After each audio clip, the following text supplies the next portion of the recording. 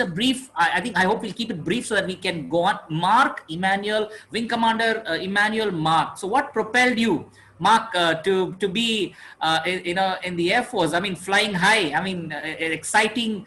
To be in the Air Force. Please, over to Wing Commander Emmanuel Mark. You're muted. You're muted. You can unmute yourself. Yes, Lek. Okay. Good evening, everyone, and wonderful. Thank you so much, Vijay, for adding me to the panel, and I'm honored to be here. Firstly, how did I join the Air Force? I did my graduation from Wesley Degree College, and incidentally, Vijay and the entire, or I'll say most of the Emmanuel Halls of Worship that time, and Wesley Degree College Chapel Fellowship was one of the most, I'd say, key element in my growth as a human being, as a Christian, and also motivating me towards my career choices. And after my BSc, I wrote my exams of MBA, MCA, and defense, that is CDS. Coming from my defense family, my grandfather was in the defense, my uncles were in the defense, one was in the Air Force and one was in the Army. So most of the time in the house, it was a fight of which service is better over dinner. So I heard both sides of the story all the time, and it used to be fun. And I attended a lot of flight paths in Air Force Station Hakimpet and Air Force Academy at that time. And after I wrote my exams, I had got through MBA and also through the CDS. Now, MBA was the first which had the counseling dates, so it was do it or not. So I just went and did it, paid the fees, and immediately after that was the result of CDS, and so it was a call of whether to go that way or not.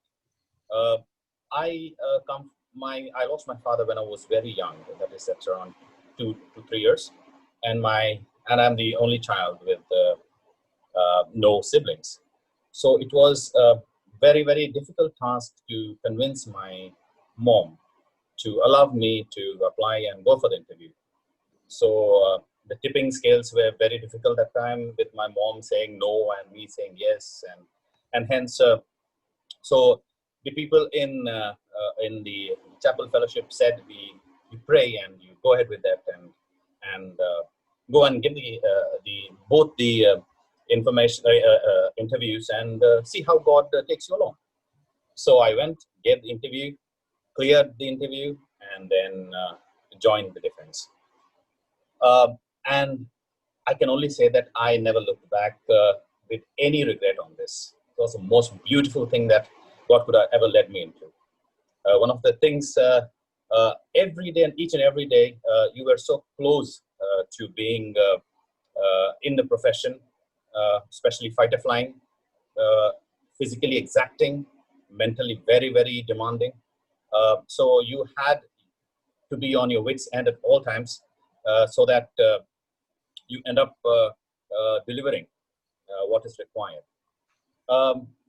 How was it in the Air Force? How was it in the defense? Yes, it was one of the most challenging experiences. Like you're a single person in the cockpit. You fly, you do your missions with everyone else, and you need to be perfect. And timings, as they say, the timings are plus minus 2 seconds is your tolerance on anything that you have to do. And zooming past at the speed of sound, things were different, but very, very fun. So and in the defense, I always used to have this. There are a lot of people who said that defense and you being your way of life or your belief, how does it match? Most of the time, this is a misconception that there is something little off way from what you are, you as an individual or you as a Christian would want to be at. I always found that the moral framework which you have as a good human being, as a Christian, and the ethos which the defense follows, both of them were at 99.9% were at, I'll say, very perfectly meshing together. There was never a time wherein I was called upon to do something which was not or which went against my own belief or own ethos of being in, or against my own moral framework. So it was a very beautiful, I'd say, stint career of 22 years. After which when I retired, I was very, very completely fulfilled with my work, with my flying hours, and today, whatever I am in terms of my professionalism, I'm with Indigo. Incidentally, I'm flying with Indigo as a captain on the Airbus. But whatever I am right now, I can only espouse it to professionally to Air Force. Having said that, now anything which is exciting, yeah. As many of you have heard about the Rafales being flown in from France, I was in the team which went to France from the same company to fly in the Mirage 2000s.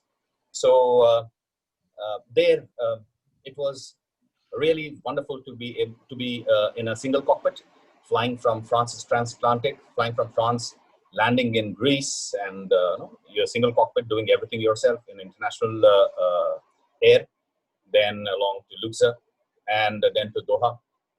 And from there on, the most, I'll say, I'll not call it exciting, but worrisome is the fact that from Doha, when I started towards Jamnagar, that is towards Mumbai, about 250 kilometers into the Arabian Sea, Muscat loses control, radar control. So you're alone on the high seas with Pakistan to your left and nobody in RT contact. So each time that we were coming through,